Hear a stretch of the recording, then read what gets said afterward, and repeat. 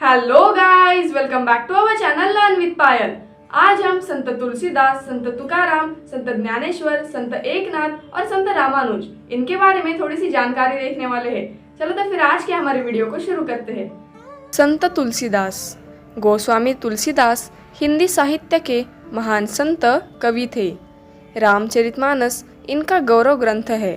इन्हें आदि काव्य रामायण के रचयिता महर्षि वाल्मीकि का अवतार भी माना जाता है। श्री रामचरितमानस का कथानक रामायण से लिया गया है। रामचरितमानस लोक ग्रंथ है और इसे उत्तर भारत में बड़े भक्तिभाव से पढ़ा जाता है।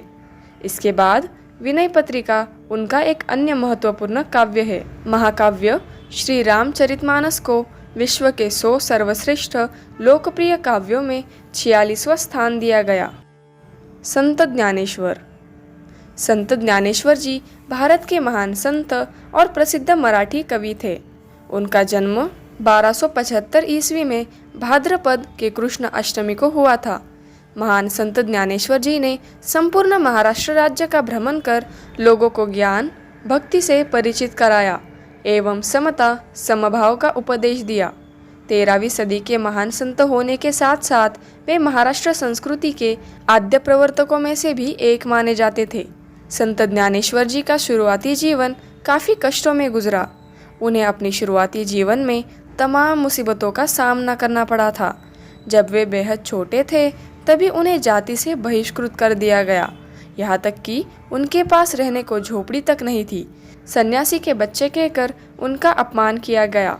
वही ज्ञानेश्वर जी के माता पिता ने भी समाज का अपमान सहने के बाद अपने प्राण त्याग दिए, जिसके बाद ज्ञानेश्वर जी अनाथ हो गए।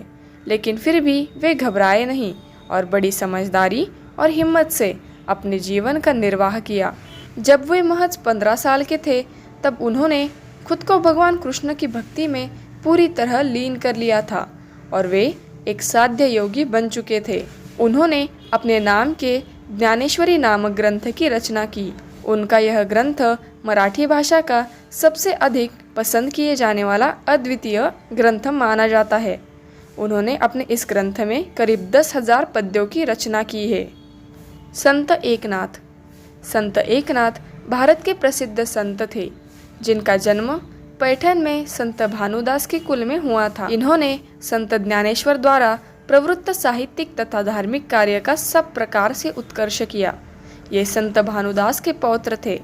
गोस्वामी तुलसीदास के समान मूल नक्षत्र में जन्म होने के कारण ऐसा विश्वास है कि कुछ महीनों के बाद ही इनके माता पिता की मृत्यु हो गई थी।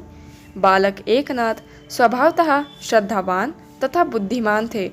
देवगढ़ के हाकिम जनार्दन स्वामी की ब्रह्मनिष्ठा, विद्वता, सदाचार और भक्ति देखकर भावुक एकनाथ उनकी ओर आकृष्ट हुए और उनके शिष्य हो गए।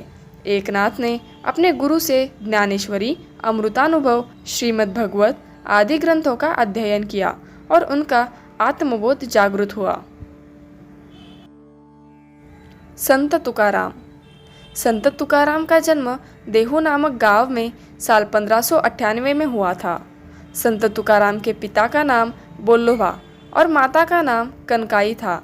कहा जाता है कि संत की पहली पत्नी और लड़के की देश में पड़े भीषण अकाल में मृत्यु हो गई थी।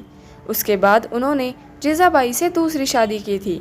कहा जाता है कि दूसरी शादी के बाद उनके घर में कलह होने लगी, जिसके बाद वो नारायणी नदी के उत्तर में स्थित मानतीर्थ पर्वत पर जाकर भजन कीर्तन करने लगे, जिसके बाद लोगों की इनमें गहरी आस्था हो गई।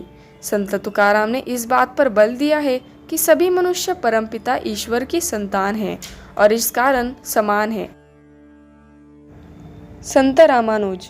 संत रामानुज का जन्म 1017 ईस्वी में श्री पेरुमाबुदुर नामक गांव में हुआ था, जो वर्तमान समय में तमिलनाडु में आता है। बचपन में उन्होंने कांची जाकर अपने गुरु यादव प्रकाश से वेदों की शिक्षा ली। रामानुजाचार्य आलवार संत यमुनाचार्य के प्रधान शिष्य थे। गुरु की इच्छानुसार रामानुज से 3 विशेष काम करने का संकल्प कराया गया था: ब्रह्मसूत्र, विष्णु सहस्त्रनाम और दिव्य प्रबंधम की टीका लिखना। उन्होंने गृहस्थ आश्रम त्याग कर श्रीरंगम के यतिराज नामक सन्यासी से सन्यास की दीक्षा ली। मैसूर के श्रीरंगम से चलकर रामानुज शालिग्राम नामक स्थान पर रहने लगे। रामानुज ने उस क्षेत्र में 12 वर्ष तक वैष्णव धर्म का प्रचार किया। उसके बाद तो उन्होंने वैष्णव धर्म के प्रचार के लिए पूरे भारतवर्ष का ही भ्रमण किया। 1137 ईस्वी सन में 120 वर्ष की आयु पूर्ण कर वे ब्रह्मलीन हुए। अगर आपको आज का वीडियो पसंद आया है तो वीडियो को लाइक, शेयर और चैनल को सब्सक्राइब करना मत भूलिएगा। चलो तो फिर मिलते हैं अगले वीडियो में। Thanks for watching.